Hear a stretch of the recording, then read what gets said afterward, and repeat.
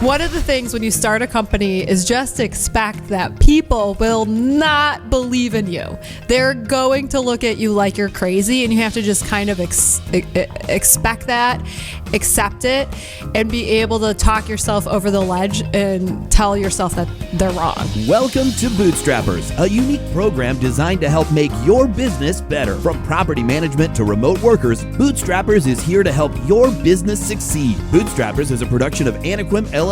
So let's lace up those business boots and join Bootstrappers with Jeremy and Gwenn Aspen. Welcome to Bootstrappers. I'm your host, Gwenn Aspen, here with my amazing spouse, Jeremy Aspen. On Bootstrappers, we talk about subjects that matter to real estate and property management entrepreneurs. I'm super excited about today's show. We're going to answer the question that Jeremy and I get asked all the time. Should I start my own small business? In fact, Jeremy, you went out to drinks with somebody who had this question. Yeah, actually just yesterday they came out. Should I start another business? Or should I start a business? Well, there's some pitfalls. There's some perks. Bootstrappers is powered by Anaquim. We help transform and scale your business, improve profitability, and whether it's a 24-hour hotline or full-blown back office support, bookkeeping, we've got you covered. If you're a fan of the show, please like and subscribe on our YouTube channel. And we have a book giveaway that we will be revealing this week's book at the end of the show. If you'd like to participate in the book giveaway, please look at the link in our YouTube channel or go to our Instagram at Bootstrappers Show and find information about it there. So I want to dig more into if people should start a company. So I thought it would be helpful if we talk about how we started our first company, because I don't think we've ever gone over that in the show. I doubt it. It's embarrassing. So it started a long time ago. I'm not even going to say the year because it's embarrassing how old we are. But we used to go after... It's not embarrassing when you tell them that I'm 10 years older than you. Okay, well, but...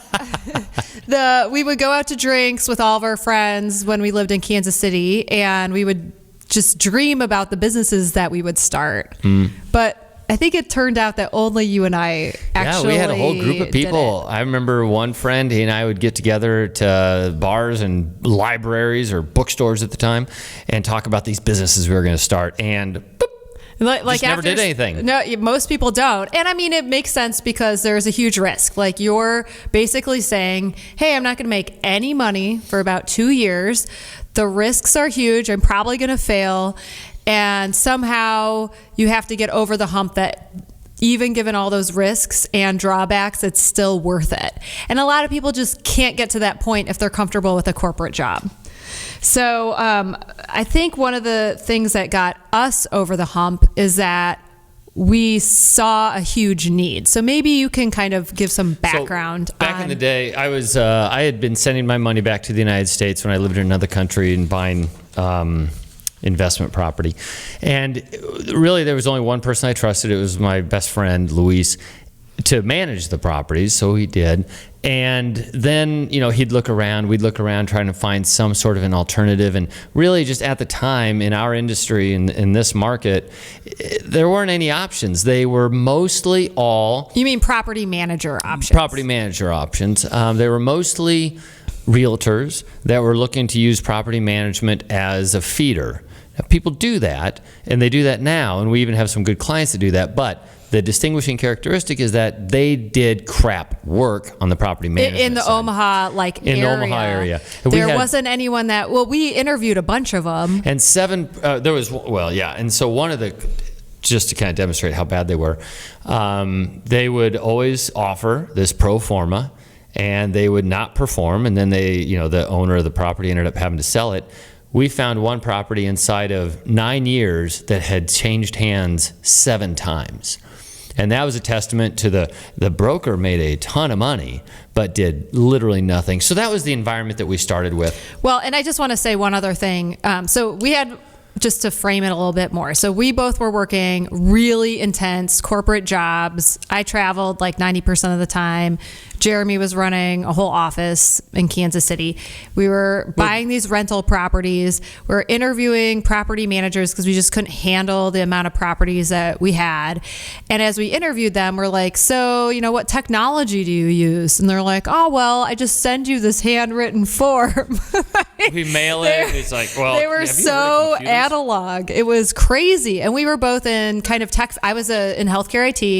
You use technology all the time for transportation logistics. Yeah. We were like, geez, if everybody in the Omaha area is doing property management literally completely analog, there's clearly a market here for us to do it. And if everyone's, I don't know if shady is the right word, but they were maybe not super competent. If everybody's incompetent, then even us coming in without a whole lot of real estate experience, but with business experience, we saw a niche, right? And so I guess if we're going to glean some key, I don't know, some key takeaways from our startup experience is, number one, find a niche where you're going to be successful. Like, be able to articulate why the company you're starting is going to be different than what's out there now or is new in some way. And if you can't articulate the difference that you're going to bring to the table, maybe you shouldn't start the business. Yeah. And then there's, I want to bring up capital and stuff like that. If it's a low barrier of entry, like in property management, there was a low barrier of entry. You also need to understand that you're going to have a lot of competitors around you. I know that in digital marketing these days, there's a lot of digital marketers, and really what you need is a laptop and a place to work. Okay. And you can do it, but you better have an advantage over your client, over your competition, because that is a sign that you're probably entering a commoditized industry. So you have to have an advantage. Oh gosh, that is a huge, important tip. So even though we could articulate our advantage and we knew why we were starting a property management company, people still did not believe in us. No. Well, yeah. So at all. Do you want to tell? So you want to tell the story that was like the biggest? We had an investment guy. He was taking care of. He was setting us up with a portfolio, what to do with our 401k that we rolled over from our other companies, and I had told him, okay, we have a business, so that's going to take care of the risk portion of our portfolio, and then all the rest of it. So I want it to be in very slow growth. Well, he didn't agree with me that the business was risky, and so we got rid of him. But I remember that what I was,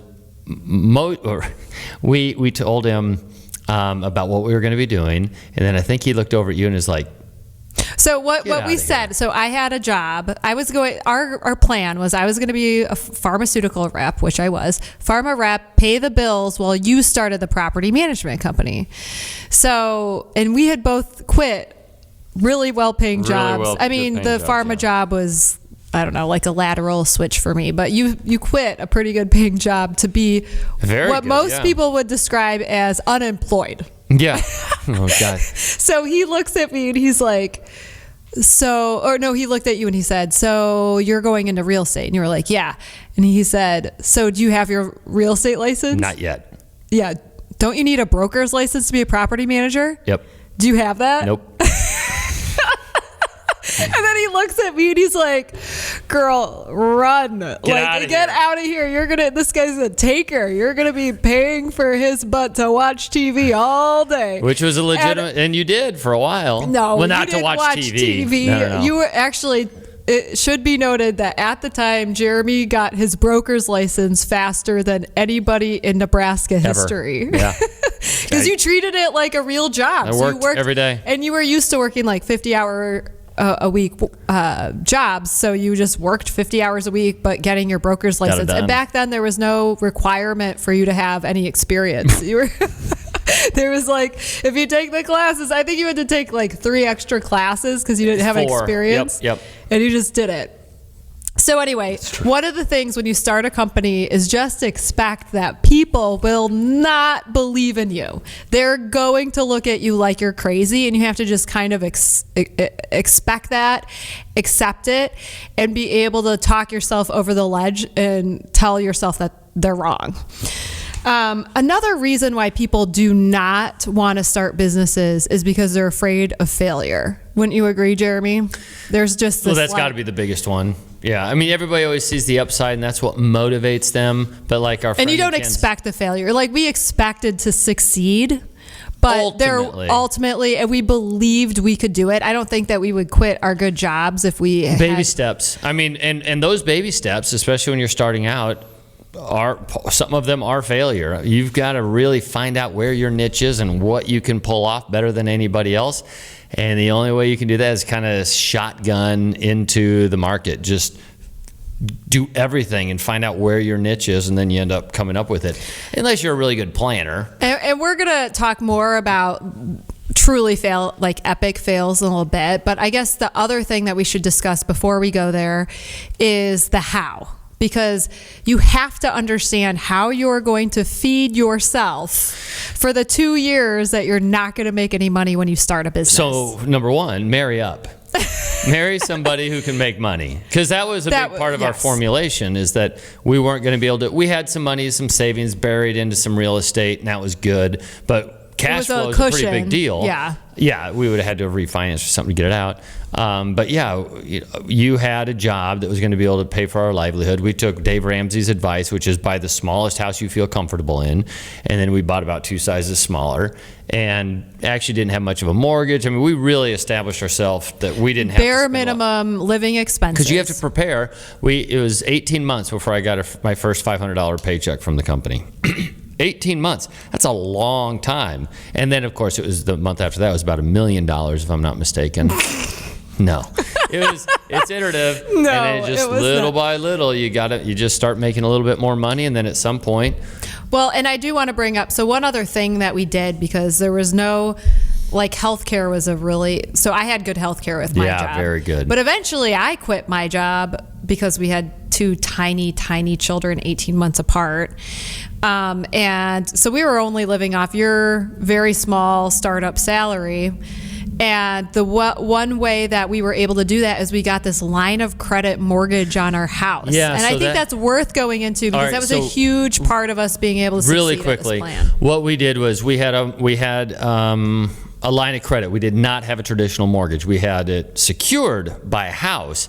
But what it let us do is I would take all of our rental money and put it into the line of credit. So that would keep the average daily balance down. And by keeping the average daily balance down, you also keep your interest way lower. So I think, because you're only paying interest on what is outstanding. On what's outstanding. So I think we paid off our houses, all of them. We had 4, I think, at the time. Oh, and a multiplex. I think in 7 years we had it all paid for, because we used all that revenue where we'd bring the revenue in at the beginning of the month. We'd keep it there as long as we could, keep the average daily balance down. And when they charged interest at the end of the month, it was, instead of maybe $3,000 or $4,000 of interest that was being added up, it was in the hundreds, because we just kept our balance so low. So that was and we lived on a very small budget. Yeah. So I do want to say, one of my there are 2 things that were really huge. Number one, 3. I can shop 4. I can shop at Goodwill and make it work. I'm a super good shopper there. Also, you can make it you can eat like you live at Taco Bell, in that you buy the same ingredients and then you just recycle it. Yeah. So you're today it's spaghetti. We were fiscally tomorrow it's lasagna. The next day it's tacos. Yeah. It's a pizza now. And it was the same ingredients. And I think we were vegetarian because meat was expensive. I don't know well, we weren't vegetarian. Right. But we would eat it if it was available, but I never made it. We were very fiscally conservative. We established. We wanted to get those houses paid off. So I just want to I think that was a huge part of the success there. And then having that line of credit, also, if there was a medical emergency, we knew we had cash to handle that kind of thing. Yep. And that was important for my peace of mind. So we had one person making an income while the other person didn't. And then once you finally made an income, I stayed home with the little kids while they were tiny little babies. Which is tough. That was hard on you. You didn't like that. It wasn't a good use of my skills. No. It didn't highlight anything super positive in my person. No. It didn't. It's not for everybody, but whatever, it happened. And it was good for the kids. It was good for the kids. It was temporary. So, but one thing that we've always done is one person, whenever we start businesses, we always have one person making money and the other person not making money. Because when I started Anaquim, you were paying the bills, and obviously that wasn't really making any money for Anaquim for about a year either. Okay, so that's the how. Now let's talk about the risk and the fear of failure, because that is the number one thing that keeps people from... Well, lucky for us, we had plenty of failure, because during that time when we were kind of just coming around to being an established company, I took on a political campaign which was to recall our local mayor, and it was a big deal. I mean, in terms of like news and the go time. back to how you got that gig. I was doing radio. Okay, so I was doing radio, and let's talk about how that was related to property management. So you were doing radio as a marketing campaign. Yeah. To locally bring some visibility to the new company. Yeah, right. So you had a radio show. It was called Take Back Omaha. No, and then there were some other ones, some real estate ones. I don't know. We probably had 4 or 5 over the course of the years, but with different hosts and different and it was an AM station, and we would do real estate. And I would always bring the property management anecdote. Paul Vacheski would always bring the real estate sales side, and so we just kind of went at it as a marketing tool. Well, of course, that turns into doing some political shows once in a while and getting involved that way. And so they needed a really good-looking guy with a great hairline to come on the radio, because you had a face for radio. Yeah, for the recall for the campaign. Oh, yeah. So they wanted a young person, and I was younger than anyone else on the 10 years campaign. Way younger. And so did that gig. I got a whole bunch of exposure, made a lot of mistakes publicly. Well, and even taking that on was a risk. It was very risky. Well, it was risky in one sense. Obviously, failure was the likelihood of a startup campaign like that. But also, I mean, I think I did about 400 and some interviews during that time. So, you're going to flop on some of those. You're going to give information you weren't supposed to. So there's just all these opportunities to fail. But, through failure comes success. And it ended up, actually, even in that case, our campaign did achieve its objective, which was to get them on the ballot. But it just took failure, and you kind of build a tolerance for failure after a while. And like we tell our daughters, she was going to speak in front of the legislature a couple months ago, and I leaned over to her and I said, "How do you feel?" And she says, "I'm really nervous," because talking to the committee. And I said, "Okay, well that feeling is the feeling that people use to not grow. And so the idea being, okay, that's not going to be me." So she's going to do it, and she got up there and she did it, because you have to go through those tough times, or you're not going to be able to run a business. You're not going to be able to do anything substantial. So I think instead of I think I would reword it. Instead of having a tolerance for failure, I would say have the tolerance for being uncomfortable and getting out of your comfort zone. Yeah, and then sometimes it lands and sometimes sometimes failure. It doesn't. You just can't be super afraid of the failure in and of itself, because you're going to have some failures, but you just need to get through that. And the way that we decided to do that campaign, because I remember somebody came over to our house, they tried to persuade you to do it, and we were making the decision as a couple because it was going to take away from the family and the business. It was just going to take a bunch of time. And we were like, well, we're nobodies now. Right. So if we fail at this campaign, or if you fail at the campaign, we'll just be nobodies with a failure under our belt. And our family likely will still talk to us. Our friends will probably still like us. So who cares? Who cares? Let's do this thing. That was kind of our rationale. And those are the things I want to bring up on the show is, what is the thought process behind taking those big risks? But that was pretty much our thought process. Oh, yeah, for sure. And then that campaign did ultimately fail. He never got recalled. No, ultimately, yeah. And I just remember that day when the votes came in and the campaign was lost. Remember all the tweets? Social media wasn't even big then, but you were getting some major hate. Oh yeah, well we got that the whole time. I mean, but it was way worse when you failed. When it ultimately ended. Yeah, I mean it was miserable. But and that kind of we both entered the political life. You went into a political campaign after that, and added to our list of oops. Well, but I think the takeaway from that particular one, because that was our first major political failure. There were plenty to follow, but that was the first one. I remember being in bed and seeing all of those. Like, we were lying in bed. It was just like hate. And I was taking it kind of hard, and you're like, whatever. Have those people ever stood up and did anything before? Put themselves out there. Yeah. Like, it's so easy to send a mean email to somebody. Who cares? He's like, I couldn't read it. He's like, do you know Jim Smith or whoever it was? I do know Jim Smith. Actually, Senator. No, I'm just saying, like, a random person. Like, do you know this person? And I'd be like, no. And you're like, do you really care if they don't like us because of the campaign that we just ran? And I was like, no. Right.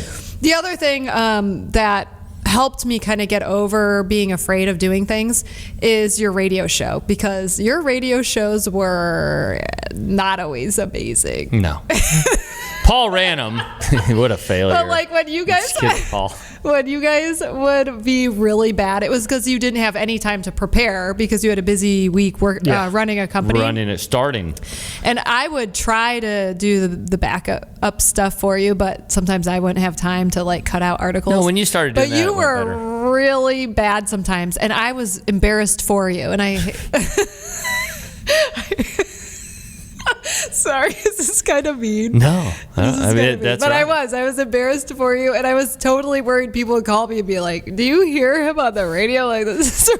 But again, it's one of those things that... But nobody ever said anything. No one cared. They're busy doing their own lives. They don't care if you suck at the radio. Or if you make a mistake, or, I mean, you could say something slanderous or something that gets you in trouble, but no, everybody's pretty forgiving when it comes, because no one's paying attention that much to you. I'm sorry, the world's not circling around you for every single thing that you do. It's just, you kind of slip through the day, a couple of people are going to notice you, and the ones that you can convince you're better at your job at, then they're going to be the ones that help pay the bills. That's how it goes. Okay, so I feel bad that we've been bagging on you this whole time. I'm going to take some responsibility for my own failure, okay? So I ran for state legislature in 2014. I lost big, like pretty bad. Yeah. And I lost $124,000 of my friends and family. At the time, the most expensive legislative race in Nebraska. Yeah, it was. And it was a huge blow because I did win the primary. So I had the fun experience of winning once, and then I just really did badly in the general. Really. And that was a huge blow just because it was a 2-year campaign. It was 2 years of my life running, and it was against an incumbent who was established. It was such a hard race. It took so much out of me, so much brain space. Every weekend we were walking door to door. It was just a huge part of our life. It was definitely at the time the hardest thing I'd ever done. But what a great thing that we ultimately lost. But at the time it was terrible. And you gave me great advice. Your advice was so I had a little time where I just didn't do anything. The race was in November, went through the holidays, then January 1st, I was like, I'm going to be over this. And then you said, just come work at Wistar, be a leasing agent, be the best damn leasing agent you can be. We had a new building coming on at the time that was just like brand new. A multifamily, new construction, beautiful. And you were just like, just do a job and do it well, and the confidence will come back. And I think that was fantastic advice. It was brilliant. You were like, just get back on your feet, just start living life, just start doing something.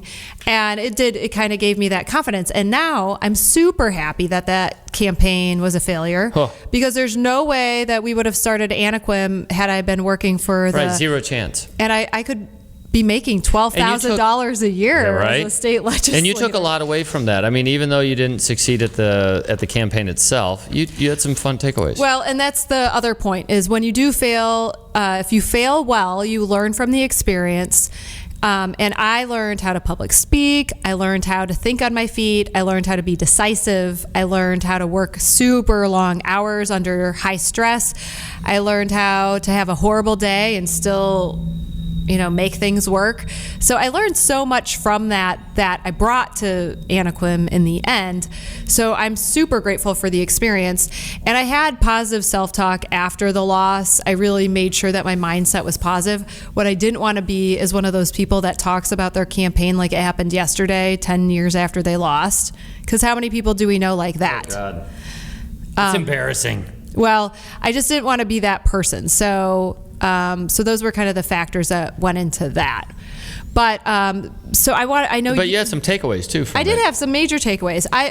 Just to round out the show, I know you went out with somebody last night talking about whether they should start a business. What were 3 things that you mentioned to them that are kind of like hard and fast rules about maybe more of the structure of the organization that someone should have in mind before they start? I would say, so I don't know if I mentioned this or not, but having a scarcity mindset. No, we haven't talked about that. So the scarcity mindset is when you're always operating from a sense of not having enough to do what it is that you want to do, like not going to have enough clients or not going to have enough money, or not going to have enough time. Those are all things that you really do have to get over, because if you're going to start a business, you have to have the time, and you have to use that time well. You have to have a certain amount of money, but it also comes from the activity that you're doing. Because remember, when you're working for another company, they're paying you for something and you're adding to the system that ultimately brings in more money. When you're starting your own business, you are putting energies into this little system that is going to make more money with your energies. And that's what I think a lot of small business owners don't quite get. They have a hard time understanding the connection between their efforts actually turning into revenue later. But you're doing it 8 hours a day. 8-10 hours a day. You run into people, you talk to them, they give you a chance, it turns into a small client, you have a reference, you turn it into something else. So don't operate on a scarcity mindset. Also, don't reinvent the wheel with some of your systems. Like the ones that I always see when we're consulting is people do fantastically weird stuff on their payables and their receivables, especially payables. They try to make it so that the books are doing some weird dance that is supposed to show the financials, not tell the owners some of the stuff that they don't want them to see, and what else? Payable. Anyway, financial payables are, you just pay your bills. And keep it simple, stupid. Keep it simple. If it doesn't show, it's going to show up on the day that you pay the bills. So pay the bills once a week or whatever. Have it flow. Input the bills in real time. Approve the bills on the same day every week. Write the check. And that's it. You don't need to adjust anything. You don't need to do anything weird or creative when it comes to payables. Just pay the bills. I feel like business is a lot like that. Like, we don't have to be creative about what a job description is. Don't be creative. I mean, be creative in your marketing. Be creative about your business idea. Not accounting. But you don't need to be creative about the structure of the company or how to do invoicing. There's a bunch of boring stuff. Invoice. Or collections. Or any of those back office tasks do not need to be creative. Invoice the day you're done with the job. While you're in there wrapping things up, finish the invoice. Like, that's just a good one. What's your third one? So streamline the system. So there's this compound. Everybody's familiar with what compound interest does.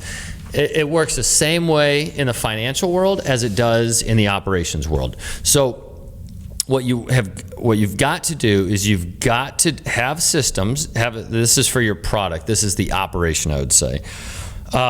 Make sure that you're investing whatever little time that you have left into making your operation, the system you use to generate your service or product, you're fixing it, you're tweaking it, you're making it better at the front end. Because the sooner you get that stuff in, the more likely you are going to be able to, the sooner you will benefit from those energies. Do it at the front end. If you don't do it at the front end, and here's the measure.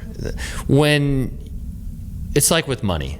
Like in the trust world, like if you're managing somebody's money, sometimes it's easier to just, there's 3 cents unaccounted for, you just kind of take it. Well, okay, is 16 cents, is that ethical?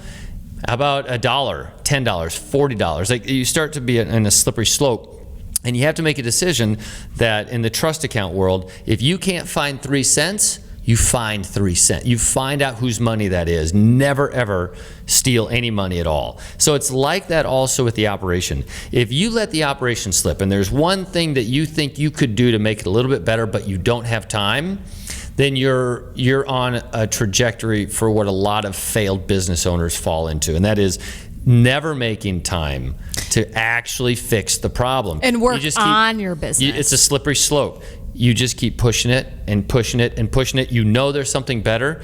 Do it. As a matter of fact, for me, I was fanatical. I wouldn't finish the job, even if it was going to be late, until I finished fixing the system, so I never had to do it again. I'm the hardest working lazy person I've ever met. I cannot stand the idea of doing things twice, because it means I didn't do it. I didn't address it the first time.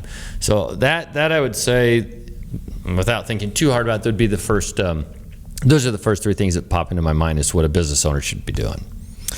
Well, I like that. So I think that kind of wraps up the show. I want to let everyone know that we have a fantastic book giveaway today. Today, in line with what we're talking about, we are giving away the book, What I Learned Losing $1 Million by Jim Paul and Brendan Moynihan. It's a super good book. I read it a few years ago. I loved it. To participate in the book giveaway, please go to our YouTube channel and click on the link in the description, or go to our Instagram, Bootstrappers Show, and click in the link in our bio. So that's a wrap. We'll see you next week on Bootstrappers. This has been Bootstrappers, a unique presentation designed to help you better understand how the world turns. Contact Gwenn or Jeremy at hosts@bootstrappers.club or visit our website, anaquim.net. Be sure to subscribe to our podcasts on Apple, Google Play, Spotify, and our YouTube channel. Thank you, and join us next time for Bootstrappers.